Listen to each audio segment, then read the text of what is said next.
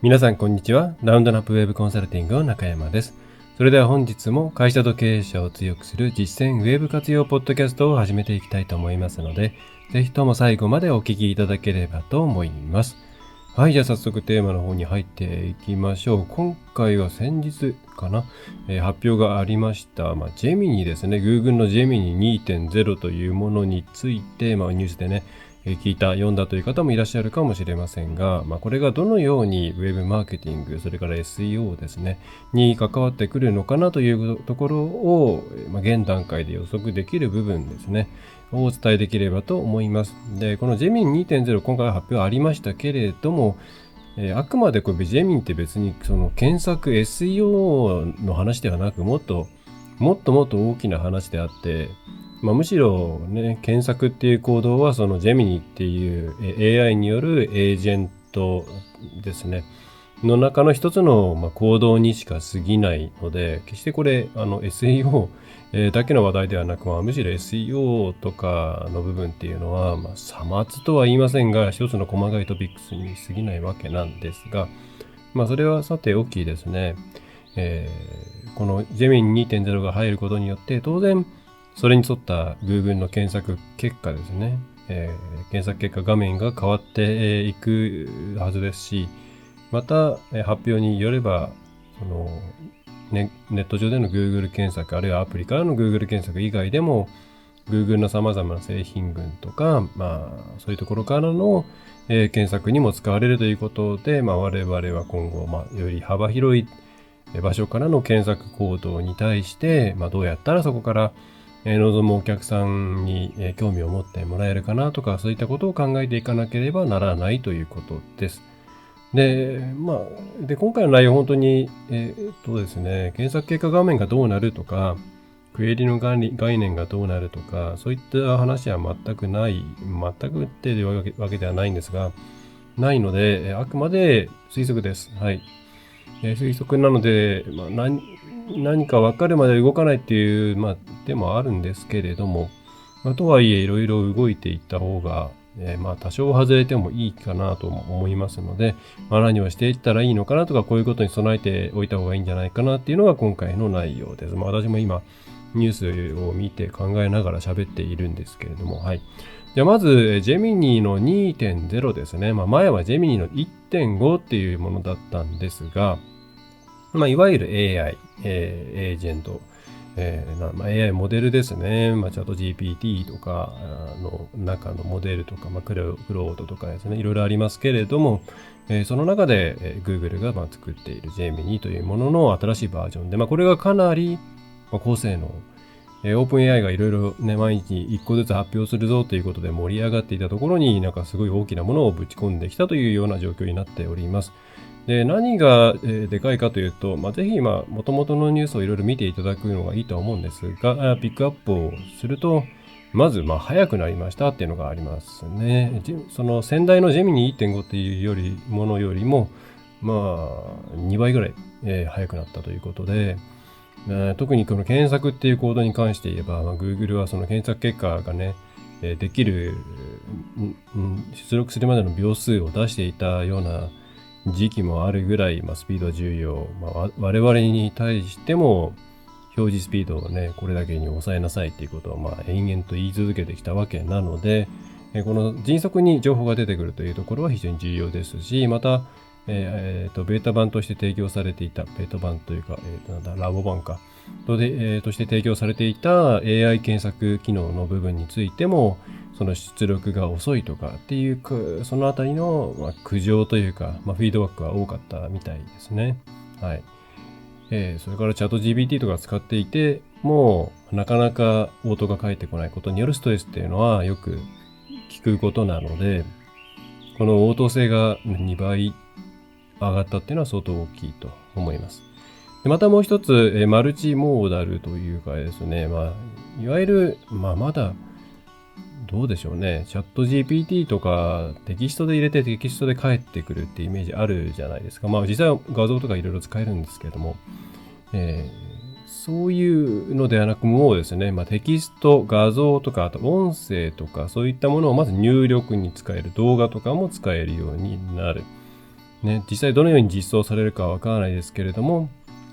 カメラから得られた映像とか、あるいは動画、それもリアルタイム動画とか、例えば、デモであったのは、ゲームですかね。ゲームの画面を映して、それに関してこうした方がいいよっていうアドバイスを出すみたいなこともできていたんですね。はい。なので、リアルタイムの動画とかもそうだし、撮った動画とかを上げて、ここってどこだっけみたいなこととか、これって何月ぐらいとか、そういう質問ができるようになるんじゃないかと思います。ビジョン API とかの延長上にあるんじゃないかなと思うんですが、はい。そういうふうにいろんなものが使えるようになりました。そして、検索結果という考え方で言えば重要なのは、そういった、テキストとか画像とか、それから音声とか、画像とか動画っていうものを、一気にですね、ポーンと返すことができるようになってきた。つまり、1回のレスポンスで複数のものを出すことができるようになったということです。で、これはというとストレートに考えるとどうなるかっていうと、今の Google のラボをベータ版として出している AI 機能って、使っていただいている方多いと思うんですけど、将来どうなるかっていうことを体感するために、使ってねって私もよくお客さんに言っているんですけれども、それって一番上のテキストの欄だけで、基本的に今どうなんだ、動画とかは出ないな。テキストベースでいろんなことをサジェストしてくれて、対応型の検索ができるっていうような、ものなので、あの感じで実装されるのではないかみたいなイメージを持っている方も多かったんじゃないかなと思うんですが、今回こうやって画像とか音声とか様々なものを一気に返すことができるという、ものがジェミニの 2.0 で実現されましたので、いわゆる今の検索結果、いろんな画像が出たり、動画が出たり、マップが出たり、いろんなもの、というのが、そのままジェミニによって生成される可能性、そしてそれが検索結果として出てくる可能性が、高いのではないかなと思います。はい。なので、今のいわゆるユニバーサル検索、様々なものが出るという形の検索結果が AI によってバックエンド、主に AI によって対話型検索という形で実装されていく、入れ替わっていくという形になるのではないかと、思います。そうならないとね、いきなり対話型のみってなってきたら、なんかデグレした感じになっちゃいますので、それはそうなのかなと思いますが、技術的にも突破したというところになります。はい。で、それ以外での注目ポイントとしては、対話型検索なので、いわゆるメモリですね。対話している間に自分が前に何を質問したとか、自分がどういう属性を持っているかみたいなものを、10分とかかな、セッション時間10分ぐらいでちゃんと15分ですね。セッションとしては15分間に限定して、過去の会話とかも記録して、一緒に絞り込みながらの検索行動を行うということが可能になったということで、イメージとしては多分対話をしながら周りに、テキストだったり、それから、画像だったり動画だったり様々なものがこう入れ替わったりしていきながら求めるものがそこに、情報が Google の検索結果画面上にポンと出てくるような。でそこに引用元があるものについては引用元へのリンクが貼ってあるみたいな状況になるのではないかと、現状では思います。もともと対話型検索にしますよっていうのは AI モードっていう形で Google は発表していたものになりますので、それはそうなんですが、かなりいろんなものが出てきそうだなというところで、我々はそこに対してどうしていくべきなのかなというところが大きな課題になってくるわけ。課題というか、基本的には不安要素になってくるわけですね。はい。でじゃあ、その不安要素に対してどうすべきかなんですが、現状なかなか、じゃあこうしたらそこに露出することができるとか、そういうのはわからないです。わかるって言ってる人いるのかな、どうだか。あんまりちょっと AI 関係って本当に情報が玉石混合なので、あえてあまり追わないようにしているんですけれども、わからないですよね。で、ただ、今、似たような機能を提供している Perplexity とかを使っていて、あるいは使っているところを見させていただいて、一般っていうか普通の方がですね、感じるのは、Google という、検索結果画面で対話型で絞り込んで、ものを調べられるようになったら、なかなか Google から出てこなくなるというのは、もう確定かなと思います。Google のとこに出てくる情報、それは引用元として皆さんのサイトが記載されているかもしれませんが、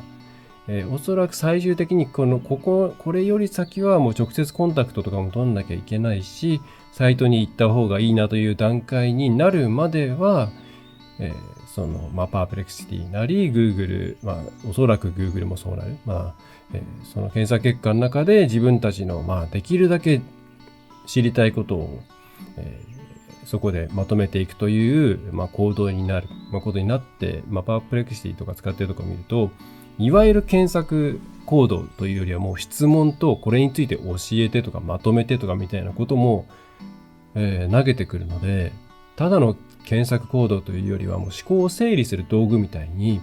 使われています。またパワープレクシティなんかもそれに対してじゃあ、NG を出すからそういうことに対してはただの検索エンジンなんでまとめるとかそういうことに関してはやりませんっていうふうに答えるというよりはパワープレクシティも、ちゃんと推論モデルみたいなものを使ってですね、ちょっと遅くなるんですけれども、きちんと比較表とかですね、そういうものを作ってくれるんですね。だったら Google もそうしてくるでしょうと。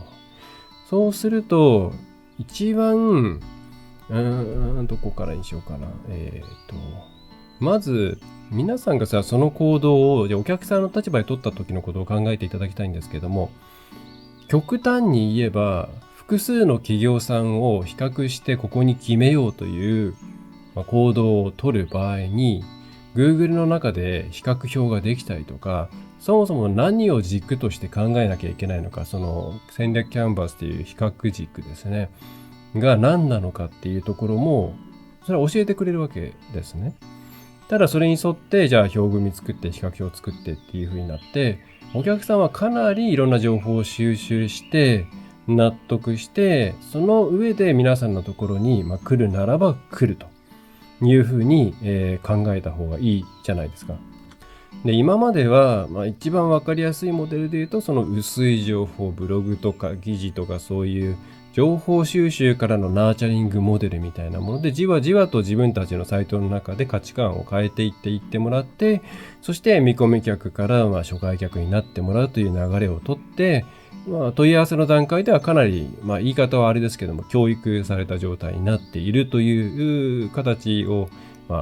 インターネット時代のね、お客さんの作り方ということでやってきたわけなんですが、その部分はなかなかコントロールできなくなってくる可能性が高い。そしてその子の情報って、自分たちのサイトに載っている情報以外のものの方が重視される可能性が高いので、皆さんのところにいざやってきたお客さんっていうのは、ものすごいもう決めてやってきている可能性が高くなると思った方が、いいんじゃないかなと思います。つまりもういろいろ情報を集めて、うちにあっての多分ここだわと。ないし、これからコンペするから、その約束取り付けに来るのと、情報の一応最新かどうかの確認をしておこうとか。そんな感じの、ある程度目的決めてやってきている人が来るので、それに対して、何に気をつけた方がいいかっていうと、大きく2つかなと思うんですが、まず、サイトに来た時の、決めてるお客さんに対して言えば、顧客選別をちゃんとしないと怖い。Google が全ての情報をきちんと開示してくれて、一番あれなのはデメリットとか、これはできないとか、そういう情報を出してくれてるかというと、多分出さない可能性が高くて、なんでかというと、お客さんっていうのは何ができるかを質問するじゃないですか。そうすると何ができないかっていうのは、チャット GPT とかで、いいとこ悪いとことかで指定すれば、それに対してそういう悪いとこも含めた、劣ったというかな、できないことも含めた回答を返してくれるんですけれども、結構言わないとですね、できることしか返さない。なぜなら、できることについて質問をされているから。そうすると、勝手にこれもできる、あれもできると思ってきているようなケースとか、あとは結構季節ごとに商品の価格であったり内容とかが変わってくるような場合には、そのタイムラグによって、すれ違いが起きる可能性がある。お客さん、来るお客さんに対して結構慎重に対応していかなければいけないと、いうふうに思います。それはサイト上であれば、問い合わせなりね、なんなり、電話だと電話の受付に直行っちゃうんでもうどうしようもないんですけれども、フォームなどで受け付けている場合には、その前にこういうこととかこういうこと、うちのサービスこれなんで一応確認してからにしてくださいねとか入れるとか、あとはやっぱり、人間の対応力っていうものがすごく必要になってくるんじゃないかなというふうに思います。ね、問い合わせ来ました、嬉しいな、わーいっていうところではなくて、これとこれについてはちゃんと把握してもらっているんだろうかとか、今はこれやってないけれどもやれると思っていないんだろうかみたいなところを、昔だったらそのサイトの中をぐるぐる回ってくれることによって自然と吸収してくれていたわけですが、それが Google の中で自分たちが欲しい、お客さんが求めている情報だけをね、その情報だけを元に判断されてくるお客さんが来るという状況を考えると、結構そこは慎重にならないといけないかな、怖いなっていうふうに思います。かえって AI 時代になってそういう質問力みたいなものっていうのとか、人間に対してのファシリテーションではないのかな、コミュ力ですね、が対応する人間のコミュ力が重要になってくるんじゃないかなと思います。はい。で、あとはですね、あとはっていうか、今のを聞いてるとやっぱりバタフライサーキットとか、何度も結構紹介してますけれども、Think with Google とかで最近というか昨今の情報型時代、情報がいっぱいあってアップだよっていう時代の購買行動として、パルス消費とバタフライサーキットって、バタフライサーキットじゃない、いいのか、バタフライサーキット、ですね。っていうのがあるんですけども、ちょっとこれについては、うちのポッドキャストでも紹介していたりするので、そちらを聞いていただくとして、それってまさにこういう状況だよねっていう、決めたってなったらですね、まっしぐらに飛んでくると。これ、対応するスキルがない、なかなか取れないということだと、商品構成をパッケージ化するとか、なるべくリスクの少ない売り方にしていかないと、怖いな、結構爆走してやってくるみたいな、じわじわ自分の会社の中のいろんな資料を見ながら決めてくれるのではなくて、もう決めたって言って走り込んできて、受付バーって言って契約みたいな感じの人が増えるようなイメージをちょっと持っています。これ中小企業にとってはすごい重要なことですよね。パワーも時間も使った挙句すれ違いがあってやっぱり違いましたってなるのはね、一番よろしくないので、ちょっとこのあたりの流れ注意しなきゃいけないかなってすごく今思っています。ね、極論本当に Google 検索の中でコンペ資料ができちゃったりとか、コンペ資料じゃないや、倫理資料ができちゃったりとかすると思うんですよね。ただね、それに対してよくだから正確な情報をちゃんとサイトに載せておきましょう、それが大事ですとかいう方もいるんですけど、多分そういう次元の話ではなくて、そうあってほしくない情報に関しては調べないですから、AI 側も情報提供しないので、載せてる載せてないの話ではないんじゃないかなと思います。はい。来た後の人に対して、ユーザー行動も相当減るので、推測できることも相当減るわけです。ヒートマップ見て、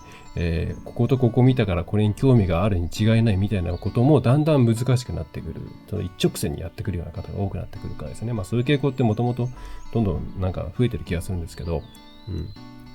それは自社サイトに載っている情報、皆さん自前で書いているコンテンツってどうせ自前で書いているからいいことしか書いてないんでしょっていうような情報の加工の関係の民主化の関係もあると思うんですけれども、ちょっと話取れましたけれども、そのあたりちょっと気をつけないといけないなと思っています。で、あとは、一番最初にちょっと触れた単純なと言ったら失礼か、シンプルなオウンドメディアからのナーチャリングモデル、見込み客育成モデルっていうのが多分崩壊しますよね。なぜかというとオウンドメディアに載ってるような情報っていうのはもう Google の検索結果の中で手に入ってしまうし、多くの場合、だいたいボリュームが多すぎるじゃないですか。その検索エンジン対策っていうところ、SEO っていうところを意識しすぎて、めちゃめちゃボリュームが多くて、しかもなんか他のところとあんまり違わないみたいなコンテンツが、オウンドメディアによく並んでいるっていうのはありますけど、お客さんにとってあれストレスなんですよね。これユーザーテストするとわかるんですけれども。そうすると要点だけ自分の知りたいところだけピックアップしてくれるっていうことをやってくれる Google っていうのは非常にありがたいものになってくるので、おそらくオウンドメディア系のモデルっていうのは持たない、見に来なくなっちゃうんじゃないかなと思います。だから今そこに頼ってリード獲得モデルやってる人は選択肢としては2つで、1つはもっと握力のあるサイトにする。しかもそれも嫌がられるような握力。端的に言えば例えば、ポップアップがめちゃめちゃ出るとかですね。なんだろうな。すごいいっぱい、コンテンツの中にセールス系のものがいっぱいあるとか。そういうものは避けた上で、Google を経由しないでももっともっとこのままサイトの中いろんなもの見ていきたいなと思えるような握力があるサイトにするか、あるいはもうそこは、これもなんかどういうふうに Google は解釈するのかな。情報がたくさん載っていて自分たちのオリジナルのものがあって信頼感がある。いわゆる EEAT が高ければ高いほど、やっぱり AI の検査結果にも出てきやすくなるとは思うんですけど、その因果関係か相関関係かはね、わかんないですけれども、そういうことを高めるために作るっていう。Google としては検索順位を操作するためにコンテンツ作らないでくださいって言いますが、でもじゃあ本当に必要とされるコンテンツだけを並べていれば信頼性とか専門性を感じてくれるのかっていうと、ちょっと結構ね、どうだろうなっていうところあるじゃないですか。それを担保するために作るっていう風にもう KPI を変えてしまうか、みたいな、なんか択一を迫られるような気がしますね。はい。で、これに関して今まではキーワード中心の最適化をしてきたんですが、これからはユーザーの質問に直接答えるような、形のコンテンツに変えていけばいいんですよっていうような声もたまに聞くんですけど、多分そういう次元ではなくて、強いて言うとしたら、Google から来る時点でさっきもそのちょっとつ盲信というか、バババって来るような人が増える、ね、その前提で考えると、最終的に自分たちの商品なり何なりで皆さんの、悩みに対して、答えが出せると、アンサーが出せるというようなコンテンツ以外は出さない方がいい。こういう感じです。じゃんじゃん。みたいな。役に立ったら幸いです。みたいなのは出さない方がいいですね。何らかの目的を達成しようと思ってページに来るっていうケースがものすごい増えるはずなんで、必ず自分たちの商品によって落としどころをちゃんとつけるようなコンテンツにしておかないと、離脱されてしまう。悪い状況だと、解決してくんないんじゃないかっていうことで、永遠のブラックリストに入れられてしまうような状況になり得ると。ということで、別にFAQ とか Reddit がね、上がってるから、ああいう風に一問一答みたいなものをいっぱい作ればいいっていう風に勘違いされそうで、そういうね、根絶はどうかと思うんですけど、そうではなくって、ゴールのない、自分たちがゴールを作れない、ようなコンテンツは作らないようにしようっていうふうに考えた方がいいかなと思います。難しい話ですね、この辺はね。で、あとは、対話型検索になってくるので、なんかすごいバラエティが増えるんじゃないかっていうふうに、これもわかんないですけどね、ただ、実際に Google のベータ版の、対話型の部分とか、あるいはBing でもいいですし、Perplexity とか使っていても思うんですけど、結局、サジェストされる質問とかに吸い込まれていくようなケースが多いので、質問のバリエーションとしてはむしろ収束していくんじゃないかなというふうに思ってます。だって皆さん悩んだ時に自分こういう悩みだったけれども、結局これはあの人のこの悩みとこの人のこの悩みと根っこは同じだねみたいなケースってあるじゃないですか。で大体の悩みってそんなにバリエーションないと思うんですよね。ただ自分の感じ方とか、ちょっとした状況の違いとか、バジェットの違いとか、そういったものによってバリエーションがあるように見えているだけで、根本的な解決の道筋っていうのは、それほど変わんないケースが多いんじゃないかと。ただ一人一人によって語彙とか、いろんなものが違うので、それによって新しい検索クエリっていうのがどんどん増えているだけで、そう思うと結構ね、解決するパターンみたいなものは、収束していくんじゃないかなと思うんですけどね。はい。何にせよ、どうですかね。もう個別にキーワード、サーチコンソールとかもどういう見せ方になるのかなと。ね、クエリっていう単体でまとめられるのかなっていうのは思うし、それで出されてもあんまり加工をすごいしないと意味ないような気がしていて、トピックスとかに、ね、Google トレンドのトピックスみたいなものになっていくのかもしれないので、そうすると、現実での顧客理解、データを元にして逆算してっていうことより、生のお客さんの声を拾って、それをベースにして、コンテンツ作るなり、内容を組むなり、動線を作っていくなりして、その結果を元にして PDCA みたいな、いうふうに、結局データ元はみんな人間ですから、人間に立ち返るっていうことをしていかなきゃいけなくなってくると思うと、テクニカルな部分っていうのは、テクニカルで攻めるっていうのは、より難しくなってくるのかなと思います。ただ、その AI とは何なのか、大規模言語モデルは何なのか、ジェミニとは何なのかっていうような知識っていうのは、検索に限らず業務効率化とか様々な面でこれからいろんなね、自分なり会社の力の底上げをするためには絶対に押さえておいた方がいいので、AI 関係のトピックスについてはなんとなくでもいいので、押さえておいた方がいいとは思います。はい。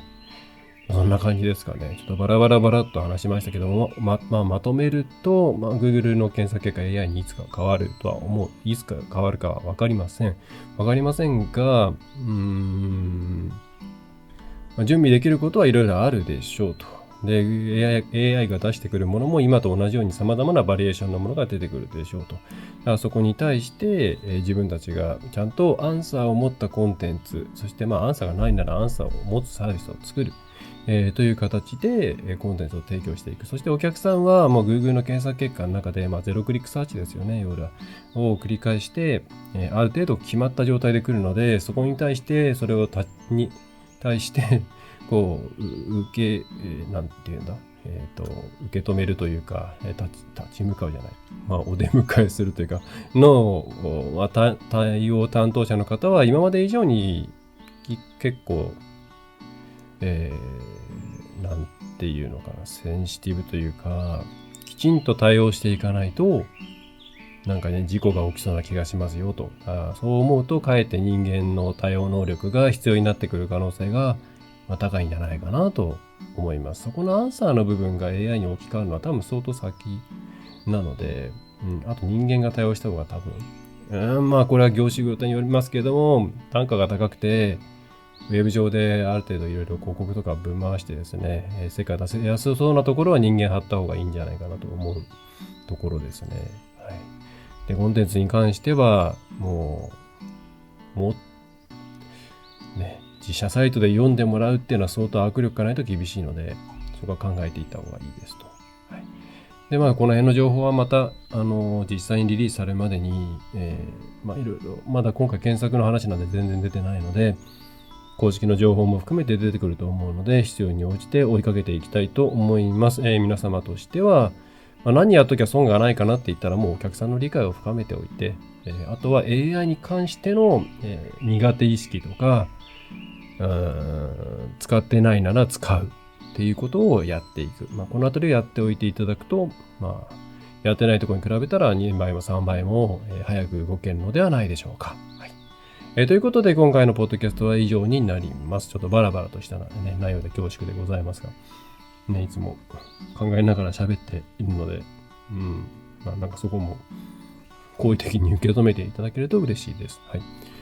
サービスの方は伴走型のウェブマーケティング、ウェブコンサルティング全国対応でやっております。小規模事業者の方々、中小企業の方々を中心にやっています。結構年内制作が多くて、